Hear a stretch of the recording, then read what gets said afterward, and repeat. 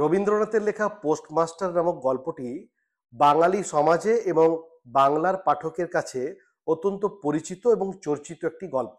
আমরা প্রথমে এই গল্পটি সম্পর্কে কয়েকটি গুরুত্বপূর্ণ তথ্য জেনে নেব এবং এই গল্পটি লেখার পেছনে একটি প্রেক্ষাপট রয়েছে সেটিও জেনে নেওয়ার চেষ্টা করব। তারপর মূল কাহিনীতে প্রবেশ করে গল্পটি বিশ্লেষণ করব এবং একদম শেষে থাকবে অবজেক্টিভ প্রশ্ন। প্রথমেই বলি, এই গল্পটি হিন্দি, ইংরেজি, জার্মান, স্প্যানিশ, ফ্রেঞ্চ বিভিন্ন ল্যাঙ্গুয়েজে এবং আরও অন্যান্য ভাষায় এর অনুবাদ হয়েছে। এই অনুবাদের হাত ধরে এই গল্পটি বেশি জনপ্রিয়তা পেয়েছে। এই গল্পটি প্রথম প্রকাশিত হয়েছিল সাপ্তাহিক হিতবাদী পত্রিকাতে। যে সময় গল্পটি প্রকাশিত হয় সেই সময় এই গল্পটির প্রধান সম্পাদক ছিলেন কৃষ্ণকমল ভট্টাচার্য, সাহিত্য শাখার সম্পাদক ছিলেন রবীন্দ্রনাথ ঠাকুর নিজে এবং রাজনৈতিক শাখার সম্পাদক ছিলেন মোহিনী বাবু। প্রসঙ্গত আমাদের বলা প্রয়োজন যে হিতবাদী পত্রিকার নাম হিতবাদী এটা রেখেছিলেন রবীন্দ্রনাথের দাদা দ্বিজেন্দ্রনাথ ঠাকুর। যাই হোক, রবীন্দ্রনাথ নিজে চিঠিপত্রের মাধ্যমে জানিয়েছিলেন যে হিতবাদী পত্রিকার হাত ধরেই তার প্রকৃত গল্প লেখার শুরু। যদিও আমরা দেখেছি এর আগে তিনি ভারতী পত্রিকায় গল্প লিখেছেন, কিন্তু সেটা তেমন কিছু না। হিতবাদী পত্রিকায় তিনি 6 সপ্তাহকাল গল্প লিখেছিলেন, অর্থাৎ 6 সপ্তাহে 6টি গল্প, এবং এরপর তিনি সাধনা পত্রিকায় গল্প লিখে নিজের হাত পাকিয়েছিলেন। একথা আমরা বাঙালি পাঠক মাত্রই জানি। যে 6টি গল্প হিতবাদী পত্রিকায় প্রকাশিত হয়েছিল সেই গল্পগুলি কি কি আমাদের জেনে নেওয়া প্রয়োজন।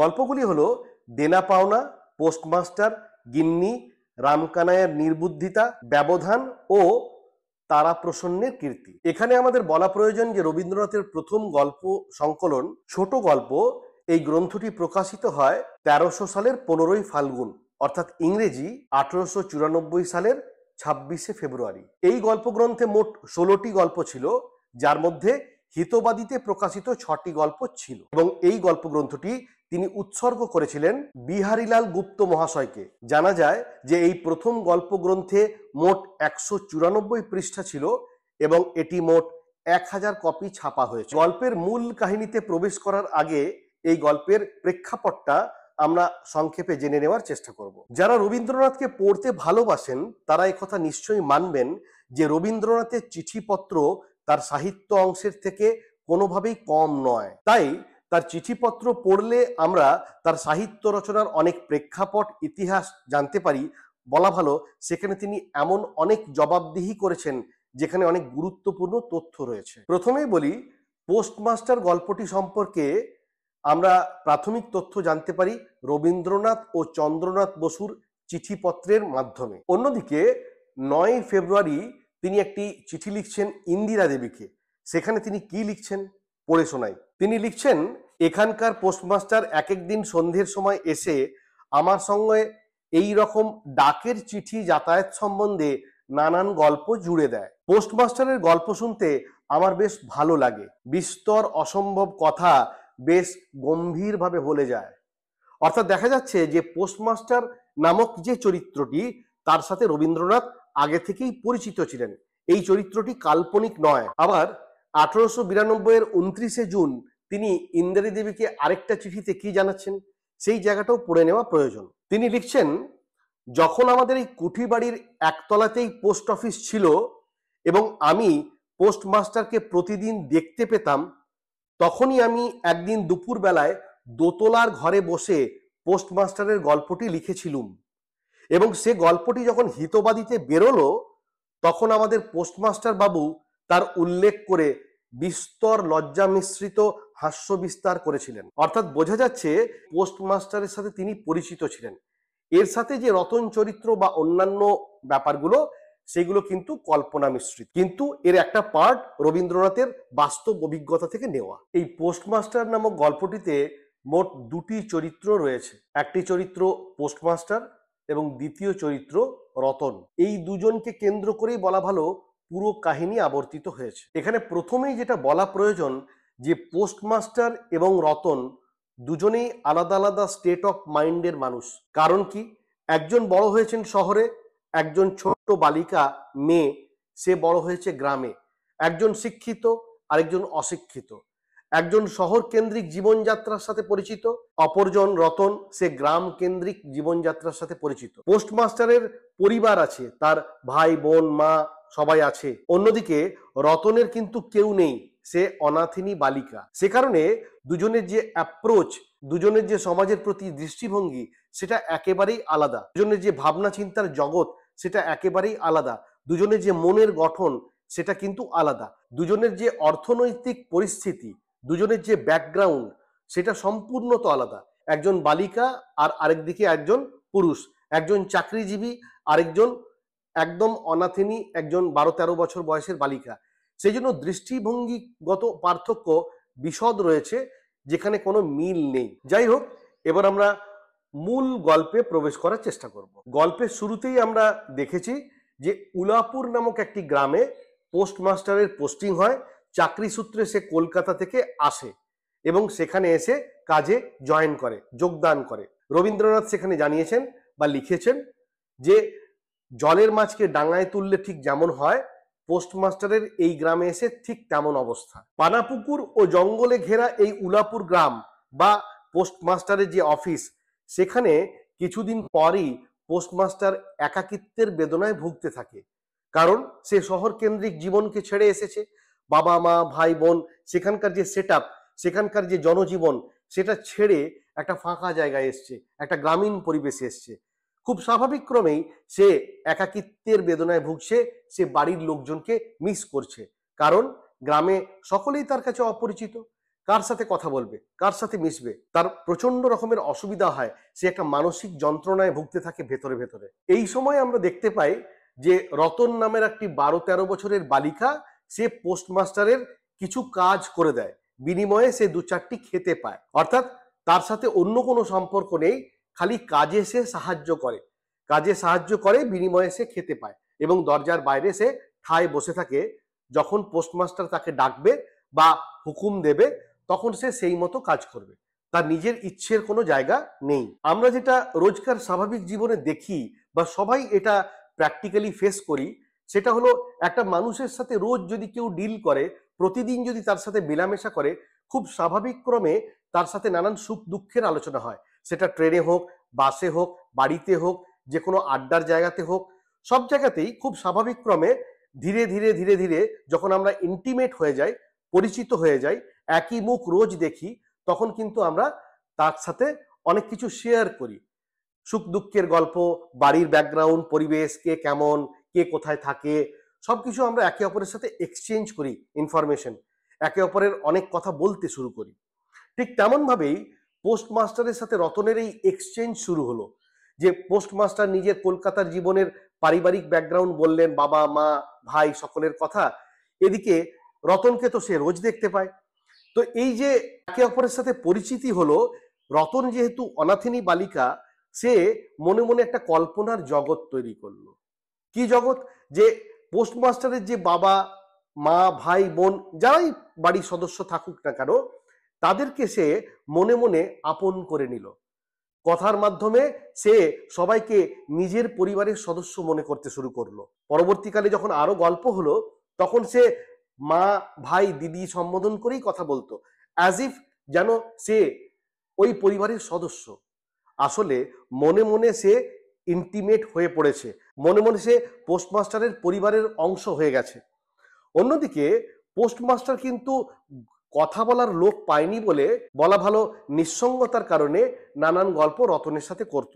যাই হোক, এইভাবে যখন নিজেদের মধ্যে ইন্টিমেসি বাড়তে থাকে এবং পোস্টমাস্টারের নিত্যদিনের কাজে রতন সাহায্য করে, এইভাবে দুজনের মধ্যে একটা টিউনিং তৈরি হয়, এইভাবে দুজনের মধ্যে একটা মেলামেশা তৈরি হয়। যদিও সেটার কোনো অন্য দিক এই গল্পে দেখানো হয়নি। রবীন্দ্রনাথ এই গল্পের মধ্যে দেখাচ্ছেন যে হঠাৎ এক সময় খুব স্বাভাবিক ক্রমেই যেটা হয়, যে দীর্ঘদিন থাকতে থাকতে পোস্টমাস্টারের শরীর খারাপ হয়েছে, খুব জ্বর এসেছে এবং শরীর ভালো নেই। একেই পোস্টমাস্টার দীর্ঘদিন একাকিত্বের বেদনায় ভুগছিল, বাড়ির লোকজনকে সে মিস করছিল। ঠিক সেই সময় তার শরীর খারাপ। এই শরীর খারাপের সময় তখন সে বাড়ির লোককে বেশি করে মনে করতে শুরু করলো। যদিও রতন সেই সময় বিশেষ অ্যাক্টিভ হয়ে গেল। রতন সেই সময় নিজের মানবিকতা, মমত্ব এবং মনুষ্যত্ব দিয়ে যথাসম্ভব যত্ন এবং কেয়ার করে পোস্টমাস্টারকে সুস্থ করার জন্য মরিয়া হয়ে উঠল, ব্যাকুল হয়ে উঠল। কারণ সে মনে মনে পোস্টমাস্টারকে নিজের আশ্রয় ভেবেছিল। একদিকে সে যেমন পোস্টমাস্টারের একাকিত্বকে আশ্রয় দিয়েছিল, অন্যদিকে অনাথিনী বালিকা এই রতন সে কিন্তু পোস্টমাস্টারকে আশ্রয় করেছিল একটু বাঁচার জন্য, একটু ভালো করে থাকার জন্য। কেউ ওকে ডাকবে, কেউ একটু সময় দেবে, কেউ একটু কাছে টানবে, কেউ চারটে গল্প জুড়ে দেবে, নতুন কিছু শেখাবে, অনেক কিছু আশা আকাঙ্ক্ষা মনের মধ্যে সে কল্পনা করে পোস্টমাস্টারকে মনে মনে নিজের জীবনের একটা আশ্রয় হয়তো ভেবে ফেলেছিল। যে কারণে আমরা দেখি পরবর্তীকালে সে অত্যন্ত দুঃখ পেয়েছিল, মনে অত্যন্ত ব্যথা এবং যন্ত্রণা পেয়েছিল। কারণ যাকে সে আশ্রয় ভেবেছিল সে যখন তাকে ত্যাগ করে কলকাতায় ফিরে যাচ্ছে, অটোমেটিক্যালি খুব স্বাভাবিক ক্রমেই সে মনে একটা ব্যথা তৈরি হবেই। যাই হোক, আমরা এই গল্পে দেখলাম যে পোস্টমাস্টার যখন অসুস্থ হয়েছিলেন তখন রতনের অসম্ভব সেবা শুশ্রূষা এবং তার বিশেষ যত্নের কারণে পোস্টমাস্টার অসুস্থতা কাটিয়ে উঠলেন। অসুস্থতা কাটিয়ে ওঠার পর প্রথমেই পোস্টমাস্টারের মাথায় যেটা স্ট্রাইক করলো, প্রথমে যে চিন্তাটা এলো সেটা হলো তাকে ট্রান্সফার নিয়ে এখান থেকে চলে যেতে হবে। এই গ্রামে এইভাবে থাকা সম্ভব নয়, এ তো প্রতিদিনের জীবনে কম্প্রোমাইজ করা, নিজের জীবনের প্রতিটা মুহূর্তকে সেল করা। তো উনি দেখলেন যে যেখানে মনের আরাম নেই, যেখানে আমি প্রতিদিনের জীবনে এত কষ্ট পাচ্ছি, যেখানে আমার বাড়ির লোকজন আমার থেকে এত দূরে, সেখানে আমার থাকার কোনো মানে হয় না, এই জীবনটার কোনো মানে নেই। প্রতিদিনের জীবনটাকে বিক্রি করে আমি কি পাচ্ছি? একটা সামান্য মাইনের চাকরি। এই মাথামুন্ডু নানান কথা ভেবে পোস্টমাস্টার বদলির জন্য আবেদন করলেন, অর্থাৎ ট্রান্সফারের জন্য রিকোয়েস্ট লেটার দিলেন। কিছুদিন পর দেখা গেল সেই রিকোয়েস্ট লেটার মঞ্জুর হয়েছে, আবেদন মঞ্জুর হয়ে গেছে। তখন সে রতনকে একদিন জানায় যে সে কলকাতা ফিরে যাবে, গ্রামে আর চাকরি করবে না। রতন অবাক হয়ে যায় এবং সে বিশ্বাসই করতে পারে না যে পোস্টমাস্টার ফিরে যাবে। কারণ যে সময়কাল ধরে রতন পোস্টমাস্টারের বিভিন্ন কাজের সাথে জড়িয়েছিল, তার পরিবারের গল্প শুনে একটা ইমাজিনেশন করেছিল, একটা কাল্পনিক জগৎ তৈরি করেছিল, একটা কাল্পনিক পরিবারের সে সদস্য হয়ে উঠেছিল, কোথাও যেন সে নিজের আশ্রয়কে খুঁজে পেয়েছিল, সেটা যে হঠাৎ করে সরে যাবে এটা রতন ভাবতেই পারেনি। রতন যখন শুনলো যে পোস্টমাস্টার চলে যাচ্ছেন কলকাতা, তখন সে নিজের কাজে আবার মন দিল বটে, কিন্তু সেই কাজে সে অন্য দিনের মতো মন দিতে পারলো না। আমরা এটা নিজেরাও দেখেছি, যখন মানুষের মন খারাপ থাকে তখন কিন্তু এক গ্লাস জল গড়িয়ে খাওয়াটাও অত্যন্ত ভার মনে হয়। আর যখন মন অত্যন্ত খুশি থাকে, ভালো থাকে, তখন মনে হয় সংসারের সব কাজ আমি একা করতে পারি। রবীন্দ্রনাথই এই কথাটা বলেছেন। তো রতনের যখন মনটা ডিপ্রেশনে চলে গেল, সে যখন এই তথ্যটা শুনে অত্যন্ত মনে মনে বিমর্ষ হয়ে গেল, তখন তার আর রুটি বেলতে ইচ্ছে করছে না, কোনো কাজে তার মন নেই। কারণ সে আগামী ভবিষ্যৎটা আরো অন্ধকার দেখতে পাচ্ছে। তখন তার মনের মধ্যে একটা অস্থিরতা তৈরি হয়েছে, তখন তার প্রতিদিনের কাজের যে কনসেন্ট্রেশন, যে মনোযোগ, সেটা নেই, না থাকাটাই অত্যন্ত স্বাভাবিক। যাই হোক, যে একাকিত্বের বেদনায় পোস্টমাস্টার ভুগছিলেন, যে কারণে তিনি বদলির আবেদন করলেন, সেই জায়গাটা অনেকটা কিন্তু পূরণ করার চেষ্টা করেছিল রতন। রতন মনে মনে ভেবেছিল যে সে কিন্তু পোস্টমাস্টারের নিত্যদিনের একজন সাথী হয়ে উঠেছে। কারণ রতনের যে মনের জগৎ, তার যে বড় হয়ে ওঠার পরিবেশ, সেটা যেহেতু সম্পূর্ণ আলাদা ছিল, তাই তার কল্পনার জগৎটাও অন্যরকম ছিল।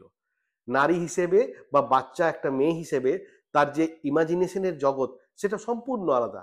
আর কলকাতায় বড় হওয়া যে ছেলে পোস্টমাস্টার, তার মনের যে জগৎ সেটা সম্পূর্ণ আলাদা। এ কারণে এই দুটো আলাদা জগতের মানুষ যখন একে অপরের সাথে থাকলো বটে, কিন্তু বিচ্ছেদের সময় অদ্ভুত এক মানসিক যন্ত্রণা তৈরি হলো দুজনের মধ্যেই। পোস্টমাস্টার অসুস্থ হয়েছিলেন এবং রতন তাকে সেবা শুশ্রূষা করেছিল, আন্তরিকভাবে করেছিল। আমরা এটা সবাই নিজের নিজের জীবনে অভিজ্ঞতা পেয়েছি হয়তো, যে মানুষ যখন অসুস্থ হয়, মানুষ যখন দুর্বল হয়ে খাটে শুয়ে পড়ে, তখন তার ওষুধের থেকে বেশি প্রয়োজন হয় ভালোবাসার মানুষকে কাছে পাওয়া।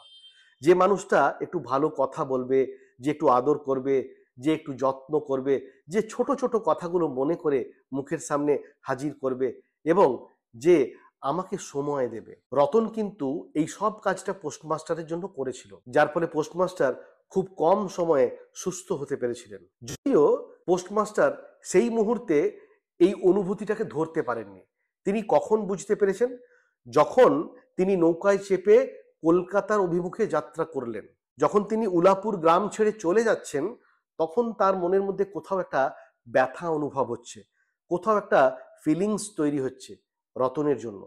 আর এদিকে রতন ছটফট করছে, পোস্ট অফিসের চারিদিকে দৌড়ে ঘুরে বেড়াচ্ছে। সে পোস্টমাস্টারকে খুঁজছে। সে মনে মনে আশা করছে যে পোস্টমাস্টার হয়তো মাঝ রাস্তা থেকে ফিরে আসবে তার জন্য। এই আশাতেই তো মানুষ বাঁচে, এই ভরসাতেই তো মানুষ স্বপ্ন দেখে। আর সেই স্বপ্ন যে ভেঙে চুরমারও হতে পারে, রবীন্দ্রনাথ এই গল্পে সেই সত্যটাকেই দেখিয়েছেন যে জীবনের অনেকগুলি দিক আছে, আবেগে জড়িয়ে যাওয়াটাই একমাত্র জীবন নয়। এই আবেগ ভেঙে যেতে পারে, এই আবেগের পরিণতি অন্য কিছু হতে পারে। এই ব্যাপারগুলোই কিন্তু এই গল্পে দেখানো হয়েছে। আরেকটা ব্যাপার খুব ভালো লেগেছে দেখে, সেটা হচ্ছে যখন পোস্টমাস্টার ট্রান্সফারের জন্য প্যাকিং করে ফিরে যাচ্ছেন, তখন পোস্টমাস্টার তার মাইনের অনেকটা টাকা, যতটুকুই তিনি পেতেন, অনেকটা টাকা রতনের হাতে দিতে চেয়েছিলেন, যাতে রতনের সামনের কয়েকটা দিন আরো ভালো করে চলে যায়। এবং তিনি বলেছিলেন যে যে পোস্টমাস্টার নতুন জয়েন করতে আসছেন তাকে তিনি বলে দেবেন যাতে রতনের তিনি খেয়াল রাখেন, রতনকে যেন তিনি একটু বিশেষ নজর দেন। রতন কিন্তু এই কথার প্রতিবাদ করেছিল। সে প্রতিবাদ করেছিল কিভাবে? প্রথম প্রতিবাদ করেছিল সে টাকাটা ফিরিয়ে দিয়েছে। কেন ফিরিয়ে দিয়েছে? রতন নিজের মমত্বকে, নিজের মনকে বিক্রি করতে চায়নি। সে টাকার বিনিময়ে তার যে মনুষ্যত্ব, তার যে নারী মন, সেটাকে ট্রেড করতে চায়নি। কারণ রতন মনের বদলে মন পেতে চেয়েছিল, মনের বদলে টাকা পেতে চায়নি। ওই ছোট্ট রতন মুখে তেমন কিছু বলতে না পারলেও, কারণ তার কাছে শব্দ ছিল না, সে অশিক্ষিত একটা মেয়ে, তার কাছে কোনো স্ট্রং ব্যাকগ্রাউন্ড নেই, সে কি করে প্রকাশ করবে নিজের ব্যথা বেদনা যন্ত্রণাকে? সে কি ভেবেছে? আর এ কারণেই রতন নিজের আচরণের মধ্য দিয়ে বুঝিয়ে দিয়েছে যে সে নিজের মন, মনুষ্যত্ব, মানবিকতা, বিবেককে পয়সার মাধ্যমে বিক্রি করতে চায় না, বিক্রি করতে পারবে না, কাউকে বিক্রি করতে দেবে না। আর এ কারণেই রতন বলেছিল, আমার জন্য কাউকে ভাবতে হবে না। এই যে কথাটা, আমার জন্য কাউকে ভাবতে হবে না, এর মধ্যে দুটো দিক উঠে আসছে। একটা দিক কি, সে সত্যিই ভেবেছিল আমার জন্য ভাবার লোক এসে গেছে, একটা আশ্রয়কে সে আঁকড়ে ধরে বাঁচতে চেয়েছিল। তার তো কেউ নেই, অনাথিনী বালিকা, পোস্টমাস্টারকে আশ্রয় করে আঁকড়ে ধরে সে বাঁচতে চেয়েছিল, যেন একটা ও মানসিক এঙ্গেজমেন্ট পেয়েছিল পোস্টমাস্টারকে আশ্রয় করে। কিন্তু যখন দেখলো সেই আশ্রয়টা দূরে সরে যাচ্ছে, সেই আশ্রয়টা আচমকা ভেঙে গেল, তখন সে আর নতুন করে কোনো প্রতিশ্রুতি চায় না। সে তখন বলে, আমার জন্য কাউকে কিছু ভাবতে হবে না। অর্থাৎ আমি যেমন ছিলাম, যে লড়াই আমার জীবনের সাথে চলছিল, সে লড়াই আমি একাই করে নেব। একা লড়াই করার মতো আমার অভ্যেস রয়েছে, এতদিন তো চালিয়েছি, বাকি দিনও চালিয়ে নেব। এই যে রতনের নিঃশব্দ প্রতিবাদ, এটা অসাধারণ। এই যে মানসিক যন্ত্রণা, এটা যেভাবে রবীন্দ্রনাথ এই গল্পে দেখিয়েছেন, সেটা পাঠক হিসাবে আমাদেরকে কাঁদায়, আমাদেরকে ভাবুক করে তোলে। আমরা দেখি যখন পোস্টমাস্টার দাঁড়িয়ে আছেন চলে যাবার জন্য একেবারে প্রস্তুত, তখন রতনকে সে যখন টাকা দিতে চায়, রতন খানিকক্ষণের জন্য থমকে যায় এবং সেখান থেকে সে দূরে দৌড়ে পালিয়ে যায়।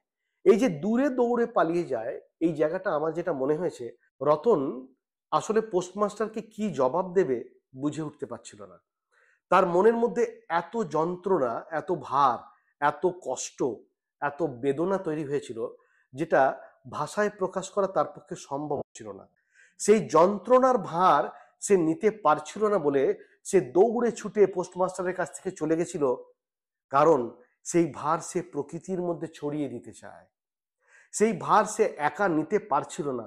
ওইটুকু একটা ছোট্ট শিশু মেয়ে, মনের যে অতটা কষ্ট কি করে সে বহন করে, সে দাঁড়াতে পারছিল না অতটা ভার নিয়ে।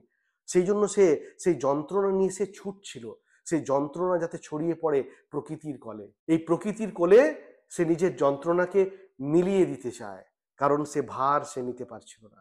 এখানে রতন কিন্তু চিৎকার করে কাঁদেনি, হাউ হাউ করে কাঁদেনি, সে কেঁদেছে লুকিয়ে, ফোঁপিয়ে ফোঁপিয়ে, অন্যের অনুপস্থিতিতে।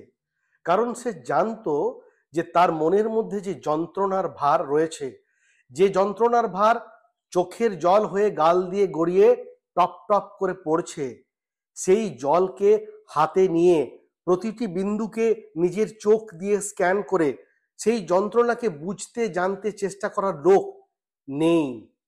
আছে হয়তো, তারা রতনের পাশে নেই।